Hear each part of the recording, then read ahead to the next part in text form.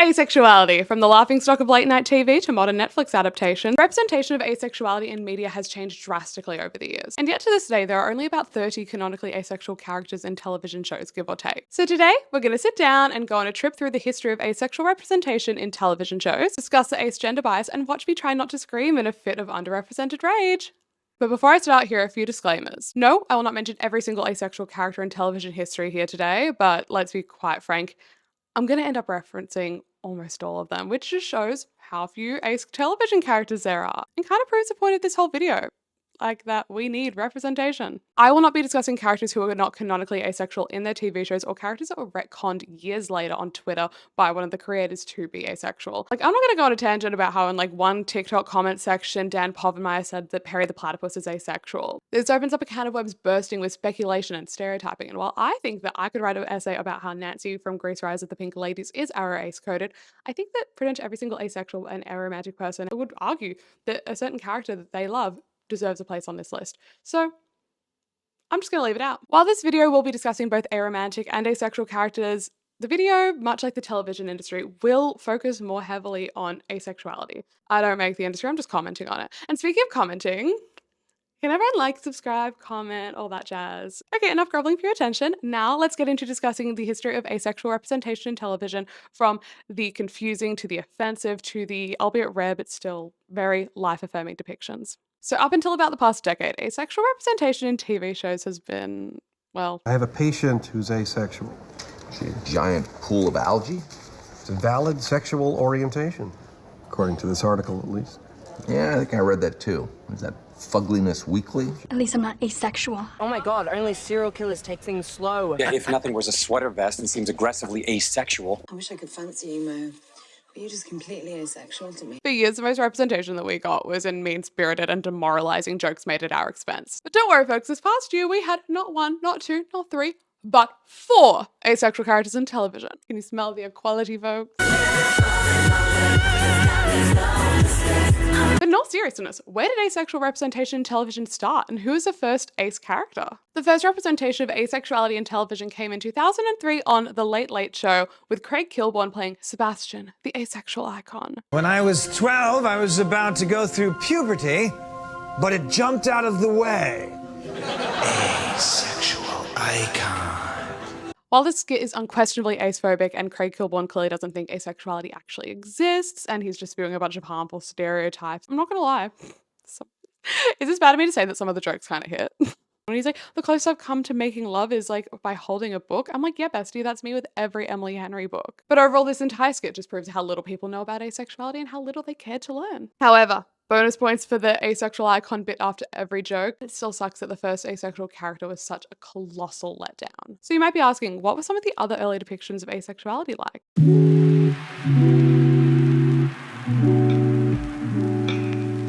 Gerald Tippett is widely considered the first asexual character on mainstream television from the show Shortland Street, the long-running New Zealand soap. I am asexual. But it's just not possible. Not liking sex. Well, I'm not the only one. There are hordes of us.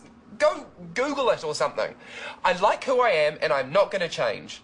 New Zealand, not just ahead of us with time, but also with representation. I like saying that as an Australian, as if it's like, yeah, we're just behind them, we're like half an hour behind them, but it took us until like 2021 to have an asexual character in an Aussie TV show. Anyway, in 2007, Gerald had a multi-episode arc in which he figured out his sexual identity after the people closest to him were trying to pressure him to come out as gay for years, only for him to come out as asexual. And from there, Gerald was on the show for years. He had storylines that were about his asexual identity and other storylines that weren't. As far as representation goes, for the time period, I'm going to grade it on a curve and give it like a B+. Game of Thrones is probably one of the last shows that I would expect to see emotionally resonant and thoughtful asexual representation in. Varys is a eunuch, which is a man who has been castrated to become a better and more productive soldier. And while this may seem like another series conflating genital trauma and asexuality, I promise you it is not that, given that many eunuchs are happily sexually active in the show. In a scene in the 4th season, Varys reveals to Pedro Pascal's character that he, even before his castration, was not interested in sex. I see what desire does to people, what it's done to this country. I am very glad to have no part in it. Sex has caused wars. It's been at the root of so much interpersonal conflict. It is consistently ruining people's lives and has impeached world leaders. I often say that asexuality is a privilege because I don't have to deal with any of that utter bullshit, and I'm really glad that Varys agrees with me. Some people might say that House dropped the ball with their episode depicting asexuality. I think it goes deeper than that. I think that this episode is a genuine affront to my community and a hate crime. Now you might be wondering, how bad could this episode really be, Ali? So let's get into it. $100 says I can find a medical reason why she doesn't want to have sex.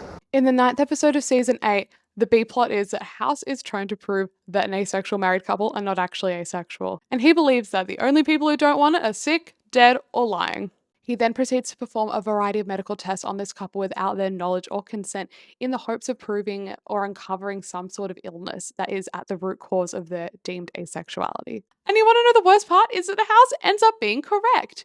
The guy has a tumor that is causing erectile dysfunction and a lowered libido, but then the woman?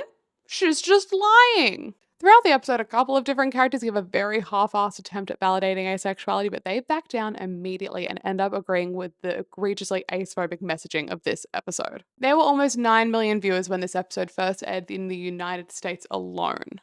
This episode has shaped so much of our culture's fundamental misunderstanding about asexuality because this episode portrays us as a bunch of liars and medically ill people. And a lot of these viewers probably have not engaged with asexuality since watching this episode because I doubt the audience for House is the same as the audience for Heartstopper. So the idea that this is the only asexual representation that they will ever see in their lifetime is so immensely damaging. The worst part is that there's this great moment in the first scene with the asexual woman where she says to her doctor, "Celibacy is a choice, this is our orientation." It is clear from this that the writers from the episode of House have engaged in asexuality enough to have picked up some of the talking points, but they didn't engage with it enough in order to, I don't know, develop some empathy or understanding. Also, they infer that asexual people are all fugly, unfuckable people, which, like, I'm sorry, that's not the truth. A lot of you, the baddest bitches that you know, are asexual. Enough depressing chat, it's finally time to discuss the asexual icon that we've all been waiting for. The man, the myth, the asexual. Todd Chavez, everybody. Todd Chavez in BoJack Horseman was truly a groundbreaking character and forever changed the television landscape with their multi-season arc portraying asexuality. In the 3rd season of the show, an old flame of Todd's asks him if he's gay, and he says, "I don't think I'm gay, but I don't think I'm straight. I think I might be nothing." From this scene on, we saw Todd navigate the world as an asexual person. He went on dates, he found a community, he even started an asexual-only dating app. Heartbreakingly, he was the only person on that app for like a couple of seasons. We also got to see him be a fully realized character outside of his sexual identity. It also exposed and thereby normalized asexuality to a group of people who might not have ever heard asexuality be anything other than the butt of a joke. Without Todd Chavez and BoJack Horseman, I am sure that we would not have seen any of the asexual characters that we have seen on our screens in the past decade. Also, they actually say the word asexual in the TV show, which is actually a rarity in asexual representation. I now believe it is time to discuss the epic highs and lows of high school football. Internet phenomenon and bona fide meme machine Riverdale got into its first of many controversies before the show had even premiered, when it was announced that Jughead Jones, Mr. Weirdo himself, would not be asexual, despite the fact that he is canonically asexual. The writer of the Jughead comics, an offshoot of the Archie Comics universe, ACU for short, had this to say of the choice. There have been iterations of Jughead over the years where he has been interested in girls, so there's room to play around if someone was inclined. For me though, I like an asexual Jughead. That's more interesting to me than writing him as just being behind everyone developmentally. This ace representation was met with such fervor from people from the asexual community because they were so excited that one of the core characters from one of the most iconic comic books of all time was a part of their community. Ace fans were keenly awaiting the premiere of Riverdale so that they could see themselves represented on screen. But then the man who was my personal sleep paralysis demon had to go and ruin everything, like he ruined Carrie, Katie Keene, Chilling Adventures of Sabrina, and Pretty Little Liars Original Sin. However, I will give this man his flowers. He did write one of my favorite episodes of Glee, season 3, episode 5 the first time. But back to his crimes against humanity. He actually tried to defend his actions of asexual erasure by saying, quote, "The way we're treating Riverdale, especially season 1, it's an origin story. So I think all the kids are discovering themselves. And a big part of that is discovering their sexuality, their sexual selves, rather than have everything fully formed. For instance, we're not going to start with Archie's band or Jughead's asexuality or any of the other things that have become canon. Those are all stops on the journey until the show catches up on 75 years of Archie history." So riddle me this, Roberto. If the show is trying to catch up to modern day Archie history, then how come the show absolutely lost the plot after the first season? You didn't think that between Floating Babies Over Fires, Chad Michael Murray cults, a knockoff of Donna Tartt's Secret History, a character trying to stop the assassination of Martin Luther King Jr., a multitude of unnecessary musical episodes, and whatever the fuck this was, you didn't think you could squeeze in any time in there to have, like, I don't know, like a 2-episode arc of Jughead discovering that he's like demisexual. And it is not just me who has an issue with this maddening display of asexual erasure. Jughead's actor, perennial edgelord, and face of Danimals himself, Cole Sprouse, said to Teen Vogue ahead of the season 1 premiere that he was going to continue advocating for an asexual Jughead, saying, "I hope that huge corporations like the CW recognize this kind of representation is rare and severely important to people who resonate with it. That demands representation." So why is it that Riverdale was so quick to retcon one of its major characters' sexual identities, especially on a seemingly progressive show where they tackle topics like conversion therapy, a thoughtfully executed episode about the perceived dangers of cruising, and then have the 4 main characters end up in a polycule at the end of the show? Yes, that literally happened on the season finale. Go ahead, watch it. From post-shooting shower sex to whatever the fuck this is. I know I'll stop talking about it eventually, but like, in what universe is that an acceptable plot point? Like, do the writer's room literally go like, yeah, we ate with that one? Like, she's a fucking minor stripping in a bar full of grown adults, including her boyfriend, dad, and like, it's a fucking gang there. Jesus fucking Christ. Riverdale, it's gonna take years off my life.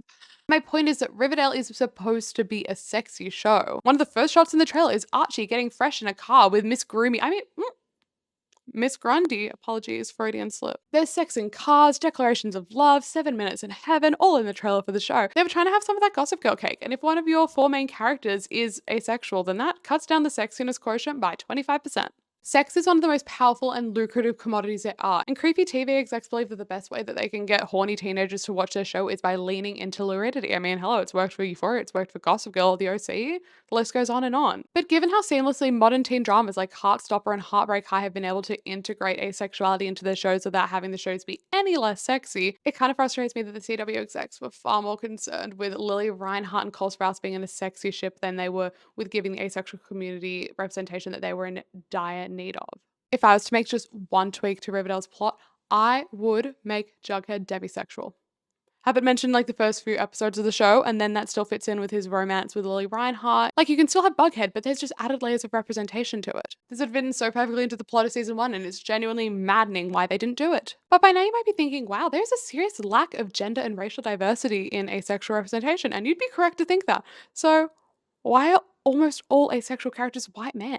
More than 1/4 of asexuals identify as women, and almost 3/4 identify as gender diverse and non-binary. So why are women and gender diverse people much less likely to be shown being asexual in TV shows? Also, why is it that only 1% of asexuals identify as male? Is it because women and gender diverse people are far more likely to question their own sexuality and identity because they are far more socially progressive and introspective? But then on the flip side, it's heartbreaking that there's just so many men out there performing sexuality because they feel like they have to, because heteronormativity and masculinity are prisons that they just don't have the tools or the vocab to break free of. And while some of you might make the argument, hey, the internet's free, they could use that to discover their identity, for years I didn't even realize I was asexual due to socialization, and I'm from like a deeply progressive pocket of like inner city Melbourne. I only discovered I was asexual because a video by Chantel Houston from BuzzFeed Ladylike fame popped up on my recommended on YouTube one night in like the dark depths of lockdown, and I decided to do a deep dive into account, and I just kept watching videos, and then there was one about her talking about the fact that she's demisexual, and I was a really good ally, and I decided, yeah, let's click on that video, let's be educated, and then my life changed. That was my pipeline, but a lot of men out there, they do not have a pipeline, and it breaks my heart that they're going to be performing sexuality for the rest of their lives. But that being said, why are almost all asexual characters white men? Even in the house episode, the man has a tumor, which is causing him to not want sex, but the woman is just lying? Like, the man has to have something physically, medically wrong with him in order to make him not want sex, but the woman is just a liar, because obviously all women want sex. And look, a lot of the asexual characters I mentioned in this video today, they're immensely near and dear to my heart, and I'm so grateful that they exist. And that these series are showcasing the asexual experience for large mainstream audiences. Now, I hear some of you screaming, Ali, there are asexual women in sex education. And yes, you are correct on that. So let's get into those and why they are probably some of my least favorite representations of asexuality in all of media. Sex education is an interesting conundrum because, like, while there are 2 asexual characters in it who are both women, and one of them is a woman of color, both examples are kind of fucked. To start off with, we have Florence from the 2nd season, who gave me one of my favorite quotes about asexuality of all time. Sex doesn't make us whole.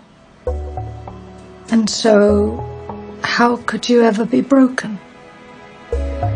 But I was deeply disappointed that she only made 3 very brief appearances in the entire series. And then to make it even worse, in season 4, they introduced O. O is set up from the beginning to be an antagonist and is portrayed as cold, mean, and calculated, which are all really harmful stereotypes to the ace community, which makes us just seem like cruel and unfeeling dickheads. Asexual advocate and icon Yasmin Benoit worked closely with sex education to bring this character to life in season 4, but even she was seriously disappointed with the way in which O came across in the final edit due to them cutting multiple scenes that would have humanized O. It was a landmark day that instead of being met with celebration was met with scorn and hatred, rightfully so. They fumbled O's character so immensely, and I love the way that Yasmin described her thoughts on this. Quote, "But when you have literally the only woman of color on television, it is a really big moment for the community. You have to be a lot more careful when you're representing something which is essentially half of the representation that we have." End quote. Sex Education is a show that prides itself on creating nuanced and groundbreaking queer content, but it is not lost to me that the two asexual characters either had like one episode that actually focused on them and then they fade into the background, unlike many other background characters who are in the show for seasons to go, or they're the big bad of the season. Oh no, the big bad asexual woman of color is here to take away the mediocre white man's underage sex clinic business. Gird your loins. According to the 2024 Glad Where We Are on TV report, out of the 468 queer characters on television, only a scarce 4 of them were either asexual or aromantic.